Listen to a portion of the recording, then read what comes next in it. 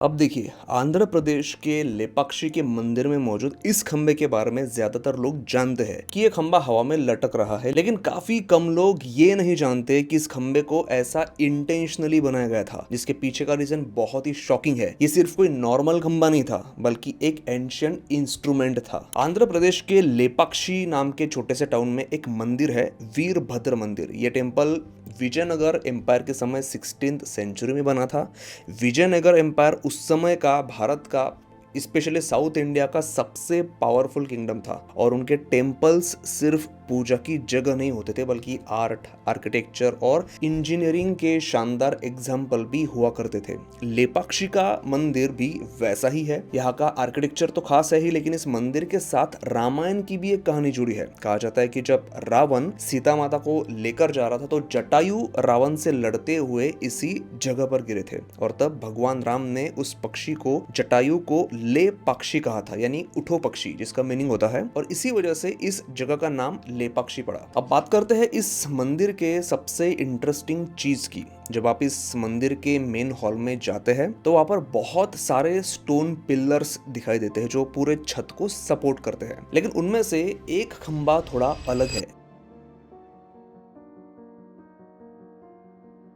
बाकी के नॉर्मल खंभों की तरह ये खंबा फ्लोर से कनेक्टेड नहीं है। इस खंबे के और फ्लोर के बीच में एक बहुत पतली सी छोटी सी गैप है, और वो गैप इतनी छोटी है कि कोई कपड़ा या कागज का टुकड़ा ही एक सिरे से दूसरे सिरे तक आसानी से निकल सकता है, और यही है लेपाक्षी का फेमस हैंगिंग पिलर। ये खंबा उस बड़े हॉल में खड़ा है जहाँ करीब 70 और भी खंबे हैं, और बाकी सभी खंबे पूरी तरह जमीन पर टिके हुए हैं, लेकिन ये एक खंबा पिलर इस रूल को फॉलो नहीं करता। और अगर ये सिर्फ कंस्ट्रक्शन के दौरान हुई कोई साधारण गलती होती, कोई रैंडम एक्सीडेंट होता, तो फिर इतने सालों के बाद, मौसम और तूफानों से जूझने के बाद, गुजरने के बाद, कई सारे भूकंपों के बाद और ह्यूमन इंटरफेरेंस के बाद भी ये इतना स्टेबल आज तक कैसे खड़ा है।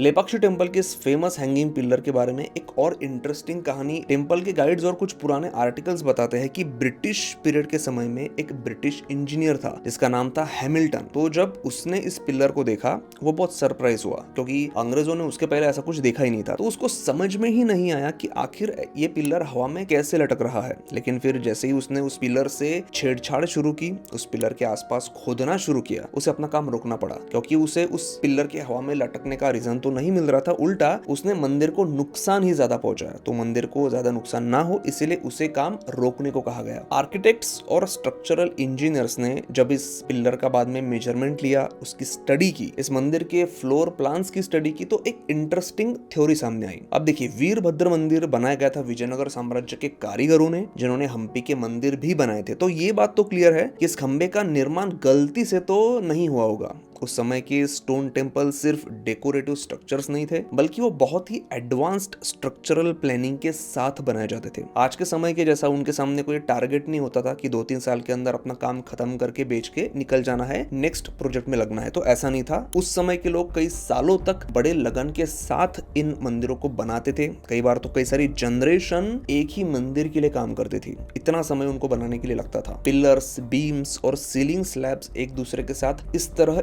इंटरलॉक किए जाते थे कि पूरा लोड हॉल में डिस्ट्रीब्यूट हो जाए, यानी छत का पूरा वजन किसी एक पिलर पर नहीं आता था, बल्कि सभी पिलर्स मिलकर उसे संभालते थे। इसी वजह से इंजीनियरिंग के हिसाब से ये जरूरी नहीं कि हर पिलर का पूरा वेट सीधे उसके बेस पर ही दबाव डाल रहा हो। तो एक थ्योरी तो ये है कि ये खंबा जानबूझकर ऐसा बनाया गया हो, एक तरह से क्राफ्ट्समैन की स्किल्स को दिखाने के लिए कि वो स्टोन स्ट्रक्चर में वेट डिस्ट्रीब्यूशन को कितनी फाइन कंट्रोल के साथ मैनेज कर सकते थे, उनका टैलेंट दिखाने के लिए। लेकिन दूसरी थ्योरी इससे भी ज्यादा इंटरेस्टिंग है। तो बात करते हैं दूसरे थ्योरी की, कि जब अर्थक्वेक आता है तो जमीन के अंदर से सिस्मिक वेव्स गुजरती है। ये वेव्स अपने साथ एनर्जी लेकर चलती है, जिसकी वजह से हमें भूकंप के दौरान ना वाइब्रेशन महसूस होता है। तो फिजिक्स में कंसेप्ट है नेचुरल फ्रीक्वेंसी। इसका मतलब यह है कि हर टॉल स्ट्रक्चर का अपना एक नेचुरल रिदम होता है। जैसे मंदिर की कोई घंटी बजती है तो वो भी एक खास टोन में रेजोनेट करती है, जो हम हमारी नजर से देख नहीं सकते। वो मूवमेंट इतना छोटे लेवल पर होता है। आज के मॉडर्न मॉडर्न इंजीनियर ये बात समझते हैं कि हर चीज को बहुत ही सख्त बना देना सेफ नहीं है, इसलिए आजकल अगर आप थोड़ा गौर कर रहे हो तो इंजीनियर्स ना कई बार बिल्डिंग को थोड़ा फ्लेक्सिबल बनाते हैं ताकि उसका वेट कम हो और अगर अर्थक्वेक आता है तो उसके वाइब्रेशन बिल्डिंग एब्जॉर्ब कर सके। आजकल के मॉडर्न बिल्डिंग्स में बेस आइसोलेटर्स भी लगाए जाते हैं ताकि अर्थक्वेक के समय में बिल्डिंग कंट्रोल्ड तरीके से थोड़ी सी मूवमेंट कर सके, जिससे अर्थक्वेक की एनर्जी स्ट्रक्चर को सीधे डैमेज नहीं करती बल्कि वो एनर्जी एब्जॉर्ब और डाइवर्ट हो जाती है।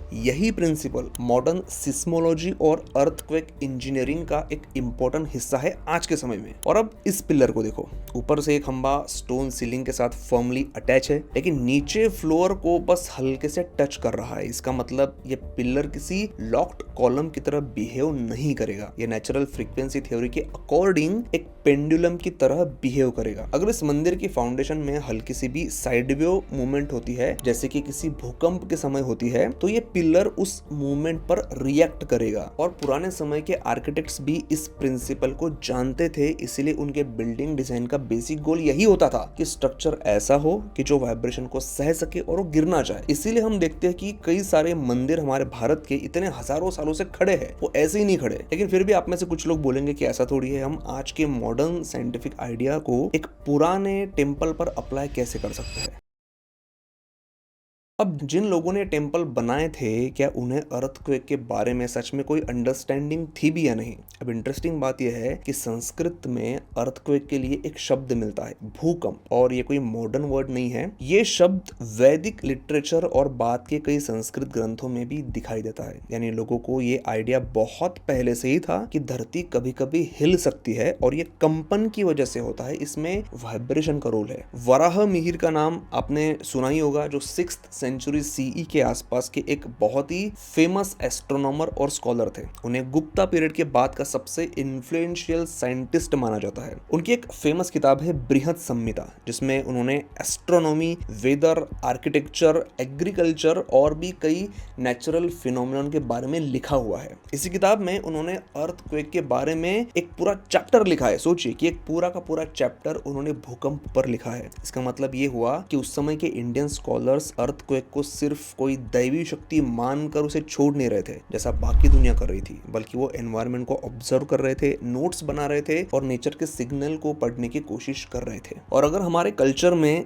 इस तरह के ऑब्जर्वेशन की ट्रेडिशन थी तो ये भी पॉसिबल है कि आर्किटेक्ट्स और टेम्पल डिजाइनर्स भी मंदिरों को, किलों को बनाते समय इन सारे प्रिंसिपल्स का ध्यान रखते होंगे। कुछ हिस्टोरियंस मानते हैं कि टेम्पल सिर्फ रिलीजियस स्ट्रक्चर नहीं थे बल्कि नॉलेज, एस्ट्रोनॉमी और इंजीनियरिंग का भी सेंटर थे। तो इसलिए ये आइडिया पूरी तरह अनरियलिस्टिक नहीं लगता, बेसलेस नहीं लगता कि लेपाक्षी मंदिर के इस खंबे के साथ इसे बनाने वाले आर्किटेक्ट्स ने कुछ एक्सपेरिमेंट तो जरूर किया होगा जो जमीन की हल्की सी मूवमेंट पर रिएक्ट कर सके, किसी सिस्मोग्राफ की तरह। देखिए, अब ये बात भी सही है कि हमारे पास कोई डायरेक्ट हिस्टोरिकल प्रूफ नहीं है कि लेपाक्षी टेम्पल का ये हैंगिंग पिलर अर्थक्वेक डिटेक्ट करने के लिए बनाया गया था, और मैं 100% ये क्लेम भी नहीं कर सकता। सो प्लीज कमेंट करते वक्त इस बात का ध्यान जरूर रखें, ये सिर्फ एक थ्योरी है, एक पॉसिबिलिटी है। और हिस्ट्री के साथ ना यही एक दिक्कत है कि ज्यादातर केसेस में हम 100% प्रूफ दे नहीं सकते, क्योंकि इन चीजों ने काफी सारे वेदर्स झेले हैं, कई सालों तक इन पर बाहर के लोगों का कब्जा था। तो ये चीजें आज उस फॉर्म में नहीं है जैसी ये चीजें बनाई गई थी। इसीलिए हमें इस खंबे के पर्पस को समझने के लिए अलग अलग पर्सपेक्टिव के साथ चीजों को देखना पड़ेगा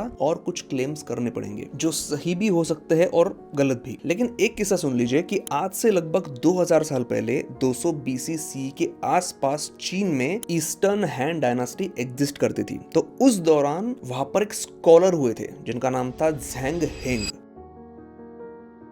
उन्हें ना एस्ट्रोनॉमी, मैथमेटिक्स और इंजीनियरिंग की बहुत अच्छी समझ थी। तो उन्होंने एक ऐसा डिवाइस बनाया था जिसे कई सारे हिस्टोरियंस दुनिया का पहला मैकेनिकल अर्थक्वेक डिटेक्टर मानते हैं। ये एक ब्रॉन्ज का बहुत बड़ा वेसल था और उसके अंदर एक बहुत ही सेंसिटिव पेंडुलम सिस्टम छिपा हुआ था। जब कहीं दूर पर जमीन हिलती थी कई सारे किलोमीटर दूर, तो उस वाइब्रेशन के असर से इस डिवाइस के अंदर का पेंडुलम रिएक्ट करता था और वेसल के बाहर बने किसी एक ड्रैगन के मुंह से एक छोटी सी मेटल बॉल नीचे गिरती थी और जिस डायरेक्शन में वो बॉल गिरती थी ऐसा कंक्लूजन निकाला जाता था कि उसी डायरेक्शन में वो अर्थक्वेक, वो भूकंप आने वाला है। यानी मॉडर्न सिस्मोलॉजी आने से सैकड़ों साल पहले, 1000 साल पहले चाइना की सिविलाइजेशन ने ऐसा डेडिकेटेड मशीन बना लिया था जो अर्थक्वेक और उसकी डायरेक्शन तक डिटेक्ट कर सकता था। और ये जो सिस्टम था, ये वेसल था, ये बाहर से दिखने पर ना किसी नॉर्मल पॉट जैसा लग रहा था। मतलब बाहर से देखने पर जिसे इसके बारे में कोई जानकारी नहीं होती थी, वो आदमी सपने में भी नहीं सोच सकता था कि ये चीज भूकंप आने का संकेत दे सकती है। तो अगर चाइना जैसी सिविलाइजेशन एक सिंपल से ब्रॉन्ज वेसल के अंदर पूरा सिस्मोग्राफ छिपा सकती है, बना सकती है, तो क्या हम इंडियंस जिन्होंने ऐसे ऐसे आर्किटेक्चर